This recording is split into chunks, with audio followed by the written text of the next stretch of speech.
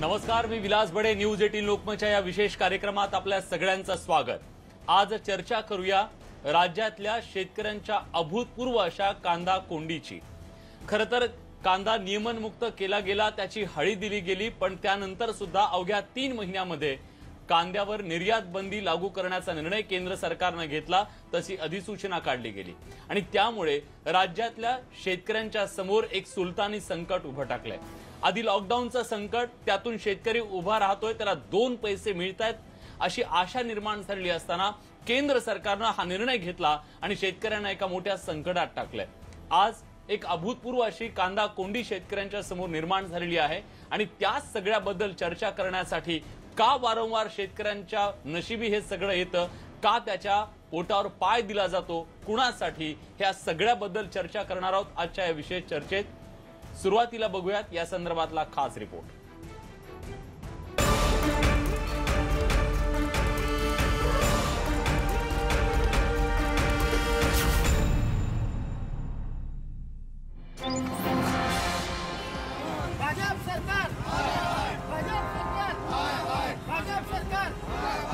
कांदा उत्पादक शेतकऱ्यांच्या पोटावर पाय देणारा निर्णय घेत कांद्याची निर्यात बंदी करणाऱ्या केंद्र सरकार विरोधात राज्यातल्या शेतकऱ्यांनी एल्गार पुकारलाय. केंद्राने घेतलेल्या निर्णयानंतर एका दिवसात शेतकऱ्यांचं तब्बल 150 कोटींचं नुकसान झालंय. त्यामुळे आज बाजारात केवळ 10 ते 15% इतक्याच कांद्याची आवक झाली आहे. बॉम्बे एअरपोर्टवरती 500 ते 600 कंटेनर आणि बांगलादेशच्या बॉर्डरवरती 400 ते 500 ट्रक, नेपाळ बॉर्डरवरती 100 ते 200 ट्रक, असं किमान कमीत कमी 400 ते 500 करोडचा माल आज रस्त्यात उभा आहे. आणि जर सरकारने ही जी पॉलिसी करायची होती त्यांना जर यांनी कमीत कमी पहिले डिक्लेअर केला असता, आम्ही हा माल लोडिंग केला नसता. आणि जो लोडिंग केलेला माल आहे यांनी कमीत कमी हा पास होऊन दिला पाहिजे. जर हा पास नाही झाला तर याचं नुकसानाचं मोठ्या प्रमाणात नुकसान होणार आहे. आम्हाला 400 ते 500 करोडचं नुकसान होणार आहे. आमचाही बाजारामध्ये माल राहणार आहे थोडाफार. आमचे पैसे जर काही व्यापाऱ्यांकडे शिल्लक काहींनी दिलेले आहे, परंतु काही लोकांचे संबंध असल्यामुळे थोडेफार शिल्लक राहतात. ते पैसे कधी मिळतील, काय मिळतील, कारण आम्ही 4 महिने खूप सोसलेलं आहे. 3 महिन्यांपूर्वी म्हणजे 4 जून रोजी मोदी सरकारनं कांदा, बटाटा आणि डाळींना जीवनावश्यक वस्तूंच्या यादीतून वगळल्याची घोषणा केली. पण कर्नाटकात मुसळधार पावसानं कांद्याच्या पिकाला फटका बसला. महाराष्ट्रातही पावसामुळे कांदा पीक सडल्यानं भाव वाढले. देशातील कांद्याचे दर वाढताच केंद्राकडून निर्यात बंदी घालण्यात आली. परराष्ट्र व्यापार महासंचालनालयानं याबद्दलची अधिसूचना काढत सर्व प्रकारच्या कांद्याच्या निर्यातीवर बंदीचा निर्णय घेतला. बंगळुरू गुलाब आणि कृष्णपुरम या कांद्याच्या निर्यातीवर सुद्धा बंदी घालण्यात आली. त्यानंतर मुंबईच्या JNPT बंदरावर 400 कंटेनर अडकले. चेन्नईच्या पोर्टवर 80 टन कांदा अडकला, तर बांगलादेशच्या सीमेवर 300 ट्रक कांदा अडकून पडलाय. निर्यात बंदीनंतर कांद्याचे दर 2,500 पर्यंत कोसळले. त्यामुळे कांद्याच्या निर्यात बंदी विरोधात काँग्रेसनं सुद्धा राज्यभर आंदोलन पुकारलंय. अचानक जो निर्णय घेतलेला आहे, या मोदी सरकारला अचानक स्वप्न पडतं, अचानक नोटाबंदी, अचानक लॉकडाऊन, आणि तसं आता शेतकऱ्यावरती हा अचानक निर्यात बंदीमुळे फार मोठा आघात झालेला आहे. इंटरनॅशनल लेवलला बाजारपेठेमध्ये चांगली पत आहे. अशा अचानक निर्यात बंदीमुळे आपलं आंतरराष्ट्रीय बाजारामध्ये आपल्या भारताचं नाव या ठिकाणी कमी होणार आहे, हे पण मोदीला माहीत नाहीये. कांदा नियमन मुक्त केल्याची घोषणा करताना मोदी सरकारनं शेतकरी मुक्त झाला, शेतकरी आता मोकळा श्वास घेणार अशी हळी दिली. पण अवघ्या 3च महिन्यात निर्यात बंदी लागू करून त्याचा श्वास पुन्हा कोंडला गेलाय. त्याला पुन्हा साखळ दंडात का बांधलं गेलं, हा सवाल राज्यातला शेतकरी विचारतोय. Bureau report, news 18 Lokmat. शेतकऱ्यांच्या पोटावर पाय देणारा हा जो निर्णय आहे, या सगळ्याबद्दल चर्चा करण्यासाठी आता आपल्या सोबत शेतकरी नेते, भाजपचे नेते पाशा पटेल आहेत. पाशाजी, स्वागत आहे तुमचं न्यूज 18 लोकमतच्या या चर्चेमध्ये.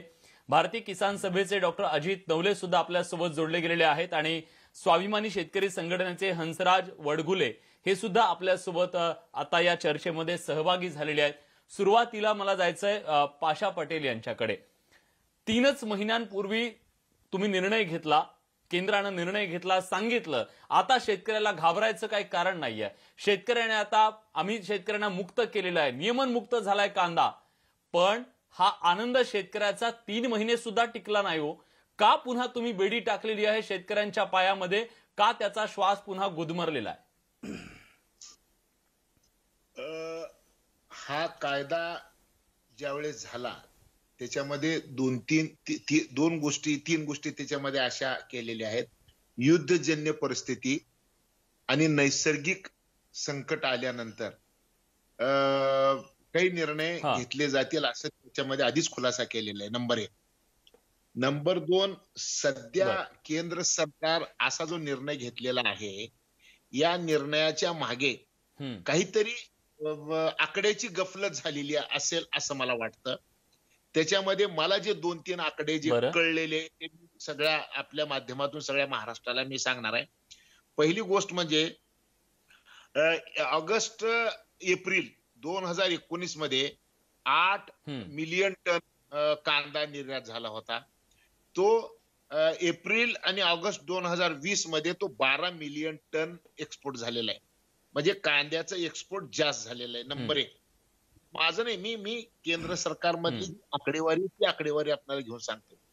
दुसरी गोष्ट, रिटेल प्राइस देशभरातल्या म्हणजे जे हे आहे काय म्हणतात रिटेल जे विक्री आहे त्याच्यामध्ये 37% वाढ झाली आणि होलसेलमध्ये 43% वाढ झाली. अशा पद्धतीची आकडेवारी केंद्र सरकारच्या या सगळ्या अधिकाऱ्यांना मिळाली आणि त्यामुळं कदाचित मला असं वाटतं की हा निर्णय घेण्यात आलेला आहे. आपण हा निर्णय झाल्यानंतर एक गोष्ट बघितली की आम्ही दिल्लीमध्ये लोकसभेचं अधिवेशन चालू आहे. मी डॉक्टर खासदार भारती पवार मॅडम आणि आपले धुळ्याचे खासदार भामरे साहेब या दोघांनाही मी सुद्धा बोललो आणि त्यांनी पियुष गोयल साहेबांनाही हा विषय कानावर घातला आणि काल लोकसभेमध्ये चर्चा होत असताना त्यांनी चर्चेमध्ये सुद्धा मांडलेलं आहे. काय मांडलेलं आहे त्यांनी असं आपली भावना अशी त्यांनी सांगितली की महाराष्ट्रातल्या शेतकऱ्याचं याच्यामुळं नुकसान होणार आहे आणि ह्या निर्णयाचं फेरविचार झालं पाहिजे.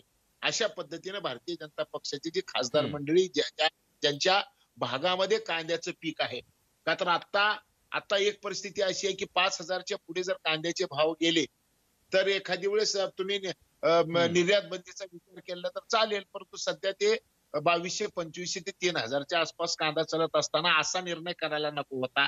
याच्याऐवजी मिनिमम एक्सपोर्ट प्राइस अशा पद्धतीनं हलक्या काही गोष्टी जर करता आल्या असत्या तर फार बऱ्या झाल्या असत्या, परंतु ही गोष्ट करायला नको होती. अशा पद्धतीचं सगळ्या पाशा पटेल, जी तुमची भावना आहे, तुम्ही शेतकऱ्यांचे नेते आहात, तुम्हाला वाटतं हा निर्णय चुकीचा आहे? माझा थेट सवाल आहे, जर शेतकरी नेत्यांना भाजपच्या खासदारांना वाटतंय की हा निर्णय चुकीचा आहे, हा निर्णय घेतला तर शेतकऱ्यांचं नुकसान होतंय, मग दिल्लीत बसलेले असे कोण आहे तो जे नाकानं कांदे सोलतायत? नाही, 1 मिनिट ऐकून घ्या. माझ्या माहितीप्रमाणे गेल्या वर्षी 700 MEP झाल्यानंतर एका दिवसामध्ये 0 करण्यात आली होती. सुरेश प्रभू साहेब ज्यावेळेस वाणिज्य मंत्री होते त्यावेळेस त्यांनी असं सांगितलं होतं की त्याचं एक असं मेकॅनायझेशन तयार करू की या किमतीला जर कांदा आला तर निर्यात चालू आणि या किमतीला कांदा आला तर निर्यात बंद. अशा पद्धतीचं मेकॅनायझेशन आपण करू म्हणजे पुन्हा बैठका पुन्हा निर्णय अशा गोष्टीमध्ये अडकता कामा नये. अशा पद्धतीचं गेल्या वेळेस झालं होतं. का तर गेल्या वेळेस मी साक्षीदार आहे, का आता त्यामुळे मी काही दिल्लीमध्ये नाही, परंतु मी या गोष्टीचं साक्षीदार आहे की 700 MEP झाली होती, ती एका दिवसात खटकन 0 करण्याचा निर्णय झाला होता. त्यावेळेस मी त्यांचं अभिनंदन केलं. तर त्यावेळेस त्यांनी मला असं बोलताना असं सांगितलं होतं की बाबा आपण या पद्धतीची सिस्टीम डेव्हलप करू लागलेलो आहोत, याच्यामुळं शेतकऱ्यावर अन्याय होणार नाही. अशा पद्धतीने त्यांनी ते सगळं गणित केलं असं सांगितलं होतं. कदाचित काय झालं आता सध्या मी करोनामुळे मी लातूरमध्ये, मी दिल्लीमध्ये नाही, परंतु सगळ्या आदरणीय देवेंद्र फडणवीस साहेब असतील, आदरणीय चंद्रदादा पाटील असतील, त्याच्यानंतर नितीन गडकरी साहेब असतील, या सगळ्या मंडळींसोबत बोलणं झाल्यानंतर सगळ्यांना असं वाटतंय की बाबा शेतकऱ्यावर अन्याय होता कामा नये, याचे फेरविचार होणं गरजेचं आहे. आणि मला असं वाटतं की फेरविचार होईल असं मला वाटतं. त्याबद्दल माझ्या मनातली शंका नाही. कसं असतंय की ब्युरोक्रेसी मशिनरी फेरविचार होईल असं म्हणतायत पाशाजी, पण मला हाच मुद्दा घेऊन डॉक्टर अजित नवलेंकडे जायचंय. नवले सर, जी भूमिका आता सांगितली जाते, जे आकडेवारी आता सुद्धा सांगितली पाशा पटेल जी यांनी, हे आकडे पटणारे आहेत? या आकड्यांच्या आधारे असं सांगितलं जाऊ शकतं जी मेख आहे या सगळ्यातली त्याच्या आधारावर निर्यात बंदी घालण्यासारखी परिस्थिती खरंच निर्माण झाली आहे का? तुम्हाला पटतंय का मुळात हे सगळं? मुळात खरं तर पाशाभाई आदरणीय नेते आहेत आणि ते आता जे बोलतायत ते पाशाभाईंना स्वतःला सुद्धा पटत नाहीये, ही वस्तुस्थिती आहे. मात्र आता सत्ताधारी पक्षाचे ते एक प्रकारे सहकारी आहेत, त्यामुळे त्यांना तसं बोलावं लागतंय. मुद्दा काय उपस्थित होतो की 3 महिन्यापूर्वी तुमच्या मोदी साहेबांनी आम्हाला सांगितलं की आम्ही ऐतिहासिक निर्णय करतोय आणि इसेन्शियल कमोडिटी ऍक्ट याच्यामधून शेतकऱ्यांना मुक्त करतोय. त्याचं पहिलं पाऊल 5 वस्तू आम्ही इसेन्शियल कमोडिटी ऍक्ट मधून बाहेर काढतोय.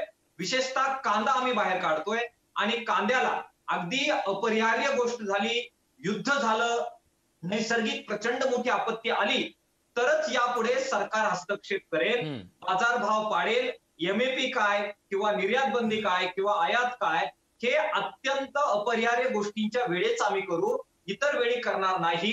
हे माननीय नरेंद्र मोदी साहेबांच्या मंत्रिमंडळातल्या जबाबदार लोकांनी, अर्थमंत्र्यांनी, स्वतः मोदी साहेबांनी सांगितलेलं होतं. मग आता 3 महिन्यामध्ये तुम्ही जे पहिल्यांदा बोललात ते आता का फिरवता आहात? एकतर ते तुम्ही लबाड बोलला होता किंवा आता तरी तुम्ही लबाड वागताय. या दोन्हीपैकी काय नक्की कोणतं लबाड होतं, खोटं होतं हे पाशाभाईंनी स्पष्ट केलं पाहिजे. मुद्दा नंबर 1. मुद्दा नंबर 2, आता तुम्ही म्हणताय की या सगळ्या परिस्थितीमध्ये आर्थिक काहीतरी गडबड झाली आणि त्यामुळे ग्राहकांना खूप जास्त भाव मोजावा लागला आणि त्यामुळे आम्ही शेतकऱ्यांच्या बाबतीत हा निर्णय घेतला. वस्तुस्थिती अशी आहे की 30 रुपये कांदा झाल्यामुळे आभाळ कोसळत नाही, कारण कुणी कांदा खाला नाही म्हणून 4 लोक मेले, असं काही जगात कुठे घडलेलं नाही. त्यामुळे ही काही जीवन आवश्यक वस्तूच होऊ शकत नाही. मुद्दा आर्थिक नाहीये, मुद्दा कांद्याचा भाव काढण्याचा मुद्दा नेहमी राजकीय असतो. यावेळी सुद्धा बिहारच्या निवडणुका आहेत, बिहारच्या निवडणुका काहीही करून जिंकायच्या आहेत आणि त्यामुळे बिहारच्या मतदारांना, बिहारच्या शहरवासियांना दिलासा द्यायचा आहे. आम्ही तुमचे पक्षधर आहोत हे सांगायचंय आणि त्यासाठी महाराष्ट्राच्या शेतकऱ्यांच्या गचुंड्यावर पाय देऊन त्याचा बळी द्यायचा आहे. हा आर्थिक मुद्दा नाही, राजकीय मुद्दा आहे. ही बाब जर आपण समजून घेतली पाहिजे. शेवटचा मुद्दा जो आपण समजून घेतला पाहिजे की प्रत्येक वेळी तुम्ही असं काहीतरी अफलातून कार्यक्रम करायचा आणि रात्रीतून निर्णय करून लोकांना संकटात टाकायचं, ही कुठली फॅशन नरेंद्र मोदी साहेबांची आहे? आपण नोटाबंदीच्या वेळी पाहिलं, अचानक नोटाबंदी केली, सबंध अर्थव्यवस्था खड्ड्यात घातली. आपण लॉकडाऊनच्या वेळी पाहिलं, लॉकडाऊनचं समर्थन, पण ज्या पद्धतीनं तुम्ही तो लागू केला, एका दिवसात लागू केला, सबंध मजुरांचे तांडेच्या तांडे हे देशभर सैरावैरा तुमच्या त्या निर्णयामुळे झाले. आणि आता तुम्ही अचानकपणाने आश्वासन दिलेला होता की कांद्याच्या बद्दल हस्तक्षेप करणार नाही, अचानक प्रमाणे तुम्ही रात्रीतून निर्यात बंदी लागता. आमच्या व्यापाऱ्यांची जहाजं भरून आज तटावर उभी आहे, कोट्यावधीचा माल परदेशात जायला तयार आहे. तुमच्या ह्या अचानक निर्णयामुळे त्या व्यापाऱ्यांचं काय होणार, शेतकऱ्यांचं काय होणार? तुम्ही काहीच आमचा विचार करणार नाही. केवळ तुम्हाला बिहारची निवडणूक, केवळ तुम्हाला तुमची सत्ता दिसते. पाशाभाई, तुमच्याबद्दल आदर आहे. तुम्ही खूप गंभीर आरोप केलेला आहे. मी तोच मुद्दा घेऊन पाशा पटेल यांच्याकडे जातोय. पाशाजी, या देशानं बघितलेलं आतापर्यंत की कांदा हा अत्यंत राजकीय दृष्ट्या संवेदनशील विषय आहे. या कांद्यानं अनेकांचे सरकार पाडलेली आहेत, म्हणून ह्या कांद्याची दहशत आहे का? आणि जो आरोप आता केलेला आहे, बिहारची निवडणूक आहे म्हणून इथला शेतकरी मारायचा, ही रणनीती आहे का? ही नीती आहे का? हे धोरण आहे का? त्यांनी एक गोष्ट लक्षात घ्या की ज्यावेळेस 3 महिन्यापूर्वी 3 विधेयक नरेंद्र मोदी साहेबांनी आणले, त्याचं देशभर स्वागत केलं सगळ्याच लोकांनी, याच्याबद्दल अजिबात दुमत नाही. परंतु कांद्याच्या संदर्भामध्ये मला जे वाटतं ते काय की या वर्षी, म्हणजे जे डॉक्टर नवले साहेबांनी सांगितलं की या वर्षी आंध्र, कर्नाटक, महाराष्ट्र, मध्य प्रदेश या सगळ्याच ठिकाणी खरीपाची लागण खराब झालेली आहे, नंबर 1. आणि मग अशा परिस्थितीमध्ये भविष्यामध्ये कांद्याचे दर वाढू शकतात असं कदाचित सरकारला वाटलं असेल. म्हणजे जी आकडेवारी प्राप्त झालेली आहे त्या आकडेवारी खरं तर बडे साहेब, तुम्ही, मी, डॉक्टर पाशाजी, मुद्दा हा आहे ना की तुम्ही नियमन मुक्ती काय म्हणालात, अभूतपूर्व परिस्थिती झाली तरच त्याच्यात हस्तक्षेप होणार होता. मग आता अभूतपूर्व परिस्थिती बिहारची निवडणूक आहे का, हा प्रश्न आहे. डॉक्टर बडे साहेब, एक गोष्ट लक्षात घ्या, या देशामध्ये ज्यावेळेस म्हणजे एखादी शेतकऱ्याची माऊली सोन्याच्या दुकानाच्या समोर जाऊन बसती, परंतु त्याची ऐपत सोनं घ्यायचं नसतं म्हणून त्या दुकानाकडे तिनं ढुंकून बघत नाही. हे जसं शेतकऱ्याच्या माऊलीला कळतं, तसं आपण सगळ्यांनी एक गोष्ट करावं लागणार आहे. ती सगळ्यात तुम्हाला म्हणजे प्रेस असो का अजून दुसरं कोण असो, की तुम्हीच उद्या जर कांद्याचं थोडं भाव पडलं की असं वाढलं की असं वाजतं, म्हणजे हे सगळं अवघड खेळ आहे. मला काय म्हणायचं आहे की ज्याला परवडत नाही त्यांनी खाऊ नये, अशा पद्धतीची सिस्टीम जेव्हा सुरू होईल, जेव्हा ही समाज मान्यता होईल. कसं आहे, एक गोष्ट लक्षात घ्या, 3 राज्यातले सरकार पडतात. म्हणजे दहशत कांद्याची आहे का? कांद्याची दहशत आहे हे सूर्यप्रकाश इतकं सत्य आहे. 3.5 जिल्हे पिकवणारे आणि सगळा देश खाणारा, ज्या राज्यामध्ये कांद्याचं गड्डा पिकत नाही त्या लोकांनी 15 रुपयाचा किलो कांदा 100 रुपये झाला की सरकार पाडतात. आणि आता ह्या कोरोनामध्ये 100 रुपयाची दारूची बाटली 500 रुपयाला घेऊन पिऊ लागलेत लोक. माणिकचंद गुटखा 5 रुपयाचं 50 रुपयाला घेऊन खाऊ लागलेत लोक. मला काय म्हणायचं की ही मानसिकता ज्या दिवशी आपण बदलणार नाही, ही मानसिकता ज्या दिवशी बदलेल त्या दिवशी ही गोष्ट म्हणजे तुम्हाला परवडत नाही तर खाऊ नका, ही भावना तयार झाली आणि त्यावेळेसच या सगळ्या गोष्टी होणार आहेत. कांद्याला गेल्या 70 वर्षामध्ये कांद्यावर अन्याय झालेला आहे. कांद्याचा ज्यावेळेस उकंड्यावर टाकायची वेळ होती त्यावेळेसच निर्यातीला परवानगी मिळते.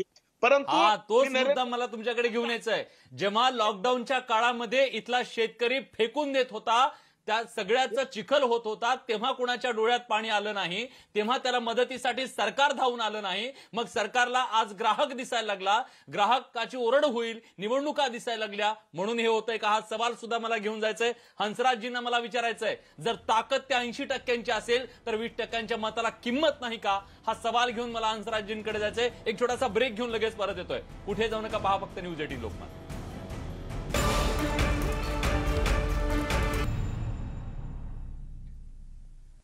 ब्रेक नंतर तुमचं पुन्हा एकदा स्वागत. न्यूज 18 लोकमतवर आपण चर्चा करतोय. कांदा कोंडी निर्माण झाली आणि त्या सगळ्यानंतर शेतकऱ्यांच्या पोटावर पाय आणण्याचं धोरण सरकार आखतंय, त्याच्याबद्दलचा रोष आहे. ब्रेकच्या पूर्वी खरं तर एक गोष्ट मान्य केली पाशा पटेल यांनी की या देशामध्ये कांदा हा संवेदनशील आहे, सरकार पाडणार आहे म्हणून त्याला ग्राहकांना समोर ठेवूनच इथं निर्णय घेतले जात आहेत. हाच मुद्दा घेऊन हंसराज वडगुले यांच्याकडे मला जायचंय. या देशामधली धोरणं जर ग्राहकांना समोर ठेवून धरली जात असतील तर या देशातल्या शेतकऱ्याला सैनिक वगैरे म्हणण्यात आणि मग त्यांचं मरण करण्यात इथल्या व्यवस्थेला स्वारस्य आहे का? त्यांना सैनिक म्हणण्यात मग काय अर्थ आहे?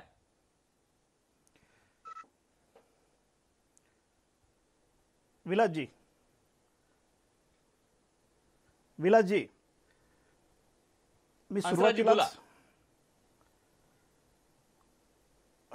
मी सुरुवातीला दुरुस्ती करतो की मी शेतकरी संघर्ष संघटनेचा अध्यक्ष म्हणून इथं उपस्थित आहे. आणि बरोबर आहे, आपण प्रश्न विचारलाय की सैनिक म्हणून जो उल्लेख केला, पण ह्या आता गोष्टी समोर येत आहेत की जय जवान जय किसान हे फक्त बोलण्यापुरतं होतंय. कारण निश्चित धोरणं जर आपण बघितली, मला आपल्याला सांगितलं पाहिजे, पाशा पटेल साहेब आहेत आता इथं उपस्थित, की या नाशिक जिल्ह्यामध्ये आदरणीय पंतप्रधान मोदी साहेब येऊन गेलेले आहेत मागच्या 5 वर्षापूर्वी. त्यावेळेला त्यांनी स्पेसिफिक त्यांच्या सभेमध्ये आम्ही आंदोलन केलं होतं, आम्ही कार्यकर्त्यांनी त्यांच्या सभेमध्ये कांदा या विषयावरतीच आंदोलन झालं होतं. त्यांनी कांद्यावरती एक धोरण ठरवावं आणि ते पक्क धोरण असावं म्हणून आम्ही त्यावेळेस आंदोलन केलं होतं. त्यांचं लक्ष वेधून घेतलं होतं आणि त्यांनी त्याच्यावरती भाष्य केलं होतं. ते काय बोलले होते ते मी आपल्याला सांगतो. त्यांनी सांगितलं होतं की मी उद्या सॅटेलाइट सर्वेक्षणातून कांद्याचं सर्वेक्षण करेल आणि त्याच्यातून कांद्याचा अभ्यास करून आम्ही कांद्याविषयी एक निर्णायक अशी भूमिका घेऊ, आयात निर्यातीचं धोरण ठरवू. आम्ही प्रक्रिया उद्योग देऊ नाशिक जिल्ह्याला, की ज्या प्रक्रिया उद्योगातून ज्या कांद्याची भुकटी असेल तिचा उपयोग काही आंतरराष्ट्रीय कंपन्यांमध्ये, कोक सारख्या वगैरे ज्या काही वेगवेगळ्या कंपन्या आहेत त्याच्याशी करता येतं का, असंही आमची सगळा आमचा अभ्यास सुरू आहे, असं पंतप्रधान महोदय बोललेले. मी तुम्हाला आठवण करून देतो. अगदी आम्ही त्यांच्या पुढे आक्रोश व्यक्त केलेला आहे. मला आपल्याला सांगितलं पाहिजे की मागच्या काळामध्ये देशाचे कृषी मंत्री देशाचे कृषी मंत्री ज्या वेळेला इथं आले त्यांच्याही आम्ही निदर्शनात आणलं. त्यांनाही ओझर विमानतळावरती त्यावेळेस आम्ही घेराव घालून तिथेही आंदोलन करून कांद्यावर निर्णायक भूमिका घ्या म्हणून आम्ही आक्रोश व्यक्त केला. देशाचे संरक्षण मंत्री ज्या भामरे साहेबांचा आपण उल्लेख केला, त्यांच्याही कार्यालयावरती कांदा फेकीचं आंदोलन होऊन मागच्या काळामध्ये आम्ही आक्रोश व्यक्त केलेला आहे. चंद्रकांत पाटलांची सभा याच निफाडमध्ये जिथं आज आंदोलन झालेलं आहे तिथंच उधळल्या गेली होती कांद्याच्याच विषयावरनं. ही सगळी आंदोलनं आम्हीच लोकांनी केलेली आहे, शेतकऱ्यांनी केलेली. या शेतकऱ्यांचा आक्रोश मला सांगायचंय की हे बदलणार कधी? जर वारंवार गेल्या अनेक वर्षापासून हे लोक ज्यावेळी सत्तेमध्ये आहेत, जिथं ते बोलण्याची भाषा आणि जिथं तुम्ही सांगताय आत्मनिर्भर व्हायचंय, जिथं तुम्ही सांगताय की शेतकऱ्याचं उत्पादन दुप्पट करायचंय, जिथं तुम्ही सांगता की आपत्कालीनमध्ये आम्ही सगळ्या शेतकऱ्याच्या मागे उभं राहणारे, शेतकरी केंद्रीभूत असं आमचं धोरण आहे, आणि मग 2 पैसे मिळण्याची ज्या वेळेला वेळ आली, खरं तर आत्ता 8 दिवसापूर्वी असे पैसे 3,000 रुपयाच्या आसपास इथला रेट गेलेला असेल. लासलगाव असेल, पिंपळगाव असेल, इथला उत्पादनाचा खर्चच 1802 ते 2,000 रुपयापर्यंत आहे प्रति क्विंटलचा. मग असं काय मिळालं होतं शेतकऱ्याच्या पदरामध्ये? आणि अशी कोणती आपत्कालीन परिस्थिती आली ज्या वेळेला तुम्ही नियमनमुक्ती केली? त्याच वेळेला आम्ही बोललो होतो की तुमच्या धोरणावर आमचा विश्वास नाहीये, कारण या आपत्कालीनचा आश्रय घेऊन तुम्ही आमच्या पाठीवर वार केल्याशिवाय काळात आपल्याला कल्पना आहे की असं देशातलं कुठलंच क्षेत्र नाही शेती वगळता की त्यांनी चांगला परफॉर्मन्स दिला. केवळ शेतीने या देशाची अर्थव्यवस्था जगवली, आणि तिथं जर 2 पैसे विदेशात तुमचा कांदा पाठवून तुम्हाला मिळणार असतील तर ते 2 पैसे पाहून सुद्धा सरकारच्या पोटात दुखत असेल तर काय म्हणायचं नेमकं? या देशाच्या अर्थव्यवस्थेमध्ये इथल्या शेतकऱ्याला काही स्थान नाही का? आणि याबद्दल सरकारला काही देणं घेणं नाही? बडे साहेब, जी मागणी स्वातंत्र्यानं गेल्या 70 वर्षामध्ये शेतकऱ्याची होती, त्या सगळ्या मागण्याच्या संदर्भामध्ये धोरणात्मक निर्णय नरेंद्र मोदीच्या सरकारने केलेला आहे. फाट्याला म्हणजे कावळ्याला उडायला आलतं आणि फाट्याला तुटायला आलतं अशी परिस्थिती सध्याची झालेली आहे. एक गोष्ट लक्षात घ्या, नियमनमुक्तीचा विषय असो, काही जीवनावश्यक वस्तूच्या कायद्याचा असो, का 10,000 FPO तयार करून शेतकऱ्याची मार्केटिंगची चेन उभी करायचा असो, या सगळ्याच गोष्टी धोरणात्मक दृष्ट्या निर्णय घ्यायचं काम जे सगळ्या संघटना या देशातल्या बोलत होत्या, त्या सगळ्या संघटनेच्या भाषाची मुद्दा मागण्या तोच आहे. तुम्ही धोरणात्मक निर्णय घेतला, नियमनमुक्ती केली, याच्याबद्दल तुमचं कौतुक करावं की त्याच्यात सुद्धा एक मेख ठेवली, याच्याबद्दल तुमच्यावर टीका करावी? माझं फक्त एकच सेकंद आहे का मी काय म्हणाला की धोरणात्मक निर्णय जे जे व्हायचे होते ते सगळे निर्णय घेतलेले आहेत. विषय राहिला अंमलबजावणीचा.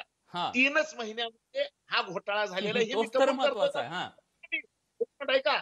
नुसतं कबूल नाही तर आता तुम्ही काय बघितलं की मी ज्यावेळेस माननीय देवेंद्र फडणवीस साहेबांना बोललो, ते 2 दिवसापासून अस्वस्थ आहेत. त्यांनी आता पत्र पाठवलं पियुष गोयल साहेबांना. आम्ही सगळेजण बोललो त्यांना, काय सांगितलं की आम्हीच निर्णय घेतलेला आहे, आम्ही त्या निर्णयाला छेद देऊ नये अशी सगळ्यांची भावना आहे. पण नेमकं कुठं घोटाळा झालेला आहे ते तपासावं तर लागेल ना.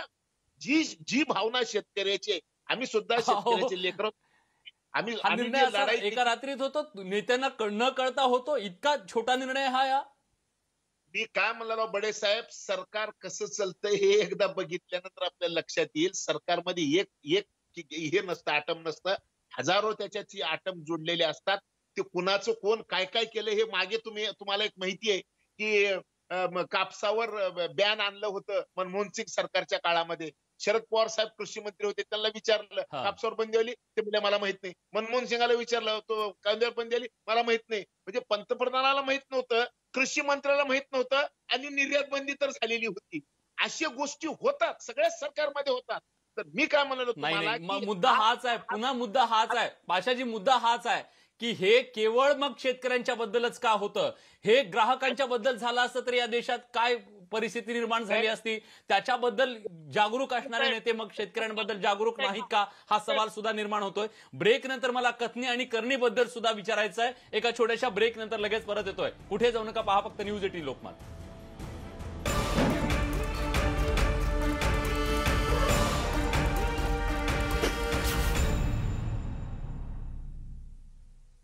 ब्रेक नंतर तुमचं पुन्हा एकदा स्वागत. न्यूज 18 लोकमतवर आपण चर्चा करतोय. एका सरकारच्या कांद्यावरील निर्यात बंदीच्या आंदोलनानं शेतकऱ्यांवर त्यांच्या पोटावर जो पाय दिलेला आहे त्या संदर्भातली ही चर्चा आहे. डॉक्टर अजित नवले आता आपल्या सोबत आहेत, पाशा पटेल सुद्धा आहेत. सुरुवातीला मला जायचंय आता अजित नवले यांच्याकडे.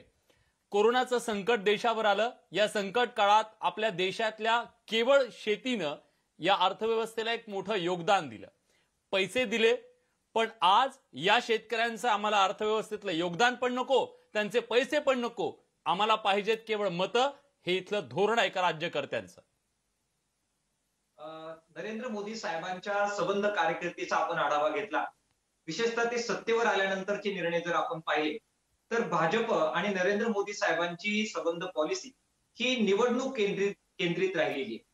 इलेक्शन सेंटर्ड अशा प्रकारची ती पॉलिसी असल्यामुळे आणि त्यांचा वोट बँकेचा जो बेस आहे तो शहरी ग्राहक असल्यामुळे नेहमीच शेतकऱ्यांच्या बद्दल केवळ वेगवेगळ्या मोठ्या मोठ्या बाता मारायच्या, मात्र अंमलबजावणी त्यांच्याबद्दल करायची नाही, हेच धोरण नरेंद्र मोदी साहेबांचं राहिलेलं आहे.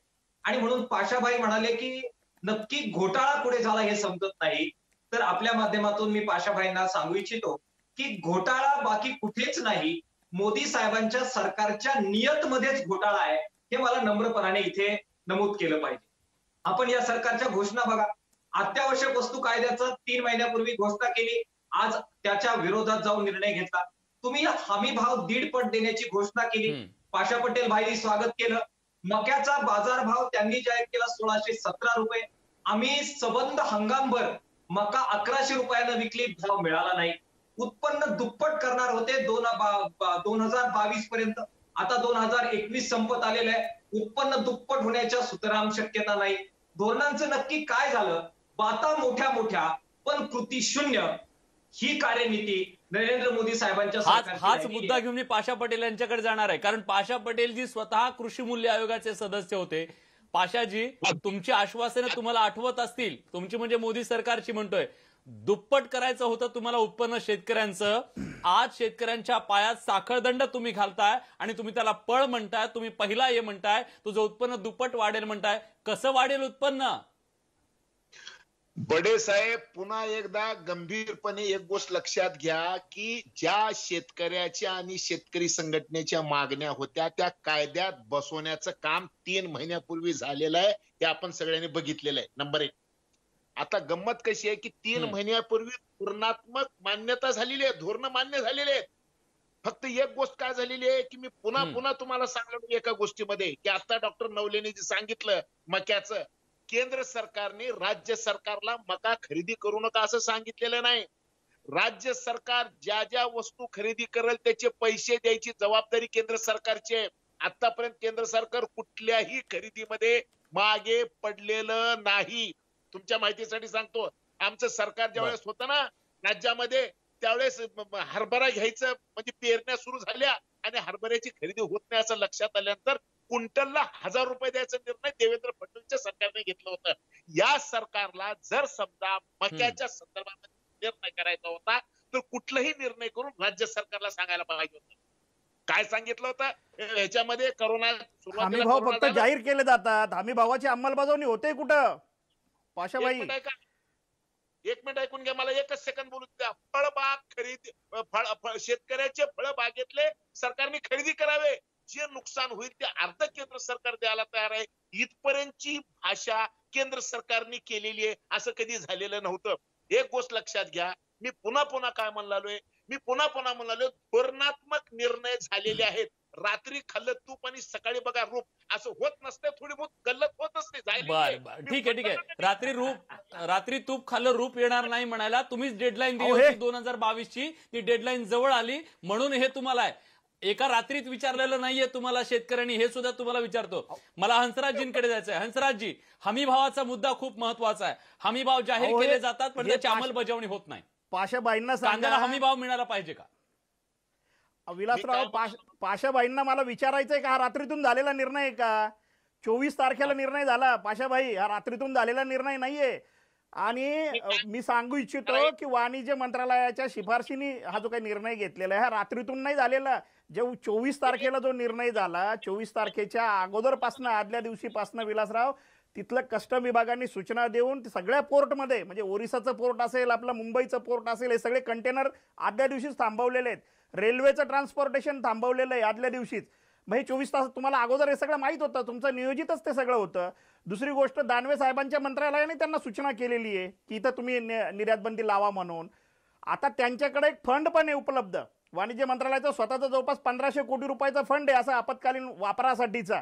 मी म्हणतोय की तातडीनं निर्यात बंदी तर ही हटवलीच पाहिजे, तोपर्यंत आंदोलनाचा उद्रेक थांबणार नाहीये. परंतु हे जे काही नुकसान झालं आता या 2-3 दिवसातलं 4 दिवसातलं शेतकऱ्याचं, ते भरून काढण्यासाठी त्या वाणिज्य मंत्रालयाच्या फंड मधून तुम्ही पैसे द्या, तातडीनं शेतकऱ्याचं झालेलं ते नुकसान भरून द्या.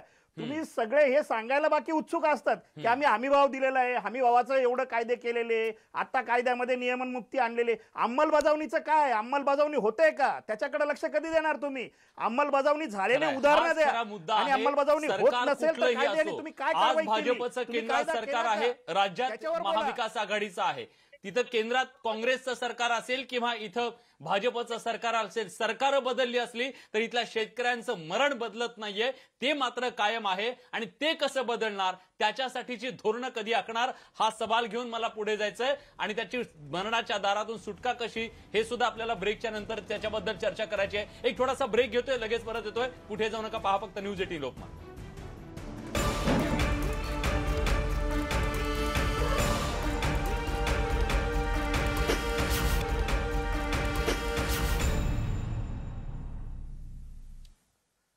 ब्रेकनंतर तुमचं पुन्हा एकदा स्वागत. केंद्र सरकारनं कांद्याची निर्यात बंदी केली आणि शेतकऱ्यांच्या पोटावर पाय आला, त्या संदर्भातली चर्चा आपण करतोय.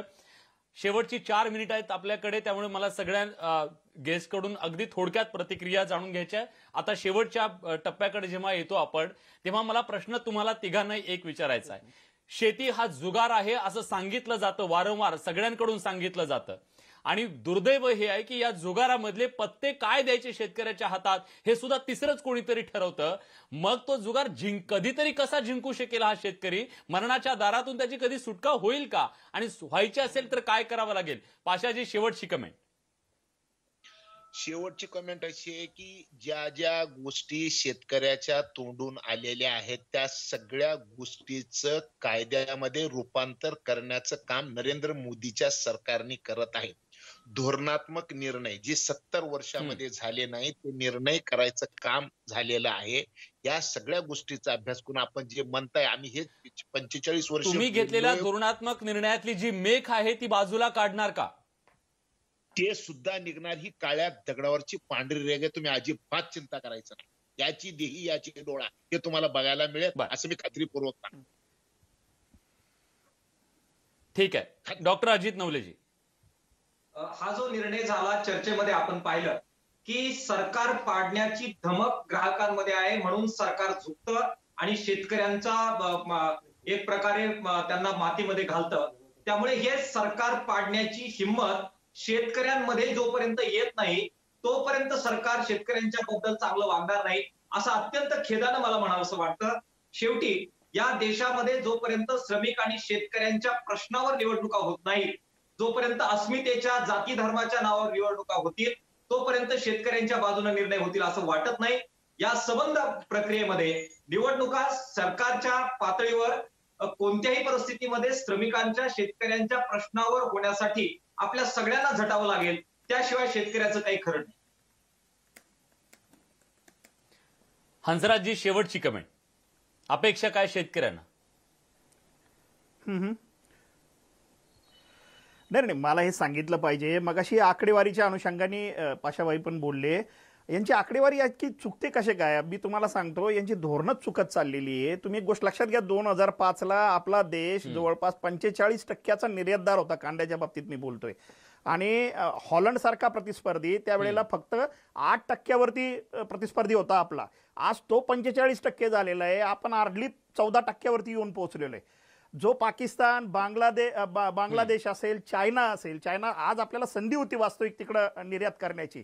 अहो, हे लोक पूर्वसूचना देऊन आधी MEP जाहीर करतात, पूर्वसूचना देतात 15 दिवस अगोदर, त्यानंतर निर्यात बंदी सारख्या घोषणा करतात. आपण नियमनमुक्तीच्या गोष्टी करतात आणि अचानक नियमनमुक्ती लावून शेतकऱ्याचं कंबरडं मोडतायत. आणि तेही अशा परिस्थितीमध्ये, म्हणजे यांच्या कथनी आणि करणीमध्ये अत्यंत दुर्दैवी आहे. शेतकऱ्यांचं नुकसान करणार आहे, त्याच्या पोटावर पाय देणार आहे. खरं तर ज्या देशाला शेती प्रधान देश म्हटलं जातं, शेती ज्या देशाच्या अर्थव्यवस्थेचा कणा आहे असं म्हटलं जातं, दुर्दैवानं तिथली धोरणं अजून सुद्धा शेतकऱ्याला समोर ठेवून राबवली जात नसतील, ठरवली जात नसतील, तर या देशामध्ये जय जवान आणि जय किसान म्हणण्याचा खरंच इथल्या नेत्यांना अधिकार आहे का, हा खरा सवाल आहे. आणि आज जर त्याच्या बाबतीत धोरणं राबवली जात नसतील, त्याच्या मरणाची धोरणं जर होत असतील, तर मग त्याचा जय कसा होणार हा खरा सवाल आहे. आज या चर्चेमध्ये तुम्ही सगळेजण आलात आणि आपली भूमिका प्रामाणिकपणे मांडलात. तुम्ही सगळे शेतकऱ्यांचे कैवारी आहात, त्याबद्दल मी सगळ्यांचे मनापासून आभार व्यक्त करतो. या चर्चेत आपण इथेच थांबतोय. तुर्तास धन्यवाद.